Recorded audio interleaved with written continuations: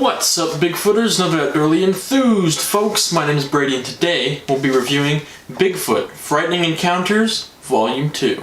This book is the second installment in the Frightening Encounters series by author Tom Lyons. And just like the first Frightening Encounters book, this volume is a collection of Bigfoot encounters and sightings that have been reported to Tom since the release of his Living Among Bigfoot series. So really, it's the exact same concept as the first book. But, that's not necessarily a bad thing like it would be with many other types of books. With these types of books, you can stick with the exact same formula throughout your series, and it still remains fresh and interesting because all of the encounters and sightings in these books are completely different. So really, this volume can go as long as he wants. This thing can just go on for years and be the exact same formula and still be great because it'll still be recounting new, fresh encounters. So yeah, if you've read the first book, Bigfoot Frightening Encounters, you know exactly what you're getting into in the second volume. Some more really great, interesting Bigfoot encounters. And just like with the first book, the thing I really like about this series that Tom Lyons is doing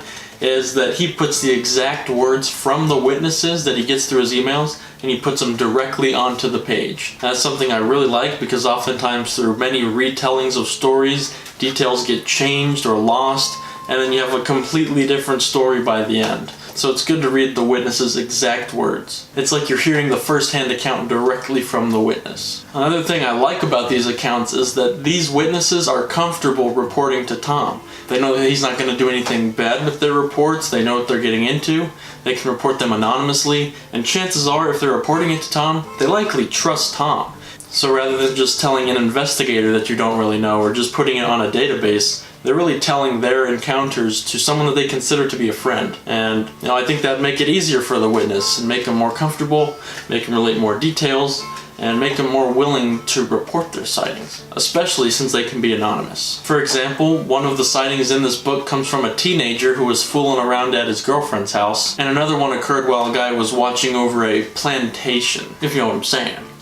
Details like that would likely be lost if they weren't telling it to someone like Tom that they knew and trusted. Early on reading these books, I wondered why these things were so small, why Tom always splits them into little bite-sized portions rather than collecting sightings over years and putting it into one big database or one big book. But when you think about it, these small books are much more consumer-friendly and easier for someone to read that's just getting into the field.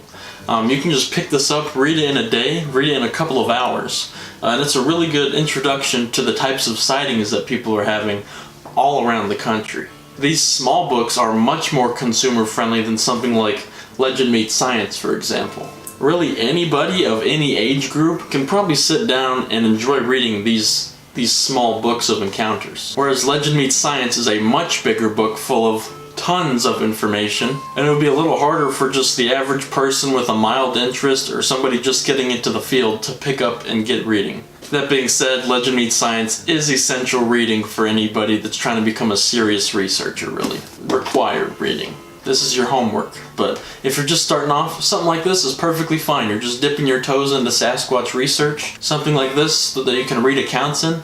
It's perfectly fine. It's a good starter book that anybody can read. I will say that my favorite report in this volume was report number 6. If you've read this book already, you know what report I'm talking about. And this eyewitness's second encounter was probably the most thrilling and engaging of all of the encounters in this book, and had a bit of a twist ending that actually caught me by surprise. Overall, it's just a great collection of encounters, and definitely I would recommend adding this to your Bigfoot book collection. I'm not paid to say any of this, by the way. I've given all of Tom's books that I've reviewed positive reviews because they're all really good books. Tom likes to send them to me, and I like to read them and review them and share them with you guys. If he ever sends a book that I don't really like and that I'm not a huge fan of, I'm going to let you guys know. I'm going to let Tom know. So if you have read this book, go give him a review on his Amazon page.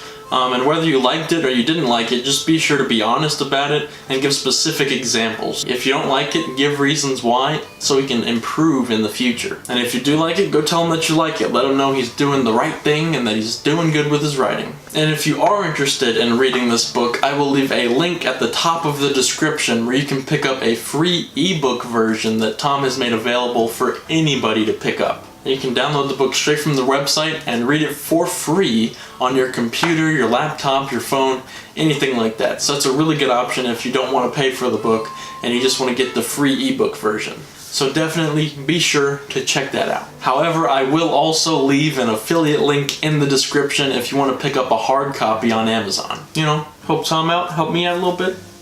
Also in the description below is a link that will take you to Tom's new YouTube channel, Bigfoot Frightening Encounters, as well as his email where you can go to report your own sighting, so you might be able to read about your own sighting in a future volume of Bigfoot Frightening Encounters. Overall, I give this book 2 very squatchy thumbs up. But really, with that said, I think that's going to about wrap up this video. I hope you guys enjoyed it, and as always, thanks for watching. Keep squatching.